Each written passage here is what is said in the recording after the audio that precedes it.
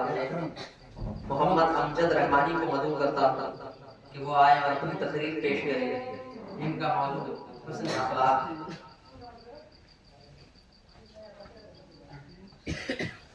تلاوت اسی نے کی تھی. تلاوت تم نے کی تھی. اچھا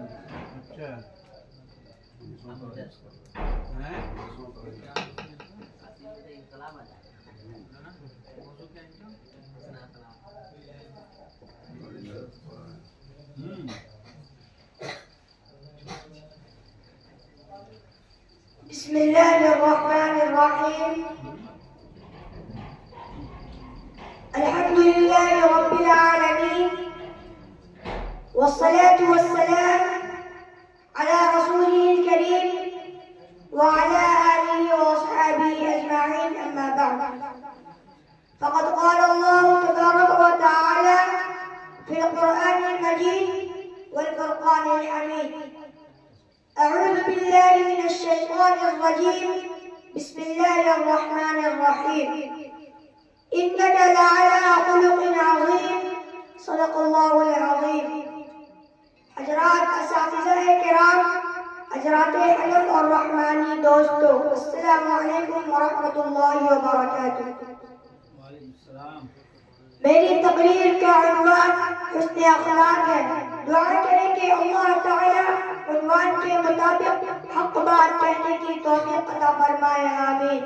محترم سامعین، ابھی میں نے آپ کے سامنے قرآن پاک کی تلاوت کی ہے، جس میں اللہ عز و جل نے حضور اکرم صلی اللہ علیہ وسلم کے ایک وصف کا بیان کیا ہے کہ اے محبوب صلی اللہ علیہ وسلم، ہم نے آپ کو بلند اخلاق کا پیکر بنا کر بھیجا ہے.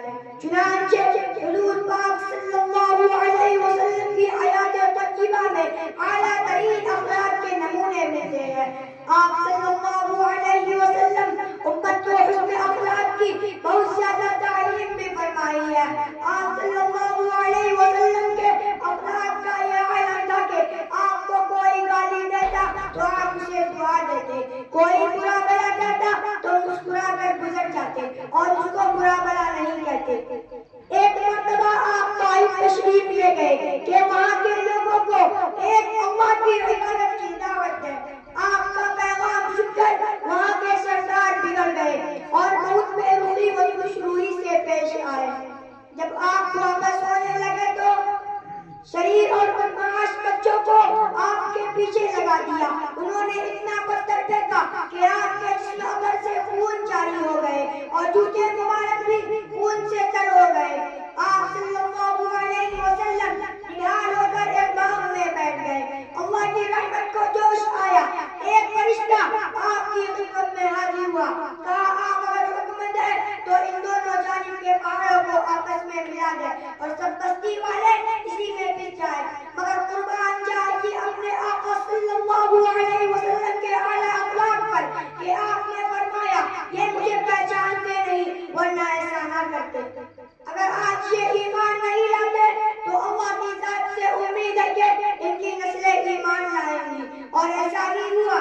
چنانچہ بعد میں اسی قبیلہ کے ایک نوجوان محمد بن قاسم رحمۃ اللہ علیہ اسلام کی دعوت لے کر ہندوستان آئے اور انہی کی بدولت آج ہم مسلمان ہیں. الہی رحم کر کے سارے طائف کے مدینوں پر، الہی پھول برسا اختر والی زمینوں پر. جہالت ہی نہ رکھتا ہے سلامت کے خلاف ان کو، بیچارے بے خبر انجان ہے کر دے تو معاف ان کو. عزیزان ملت، اسی طرح ایک بڑیا کا واقعہ ہے کہ روزانہ آپ صلی اللہ علیہ وسلم کے اوپر کوڑا کر کر پھینک دیتی تھی، مگر آپ صلی اللہ علیہ وسلم کچھ نہ کہتے اور خاموشی سے گزر جاتے. ایک دن وہ بڑیا بیمار پڑی تو آپ صلی اللہ علیہ وسلم نے اس کے بارے میں دریافت کیا.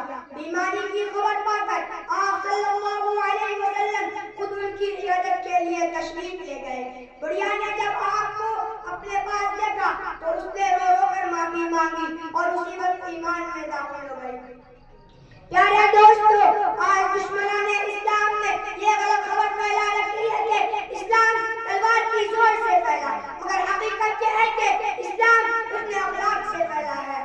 ایک حدیث میں آقا صلی اللہ फरमाया, जिसका मफहूम ये है कि मुखलिस वो नहीं जिसके पास रुपया, पैसा और मालो दौलत ना हो, बल्कि मुखलिस वो है जो क़यामत के दिन बहुत सारी नमाजें, रोजे, हज, ज़कात और तिलावत और तस्बीह का ज़ख़ीरा लेकर हाजिर होंगे।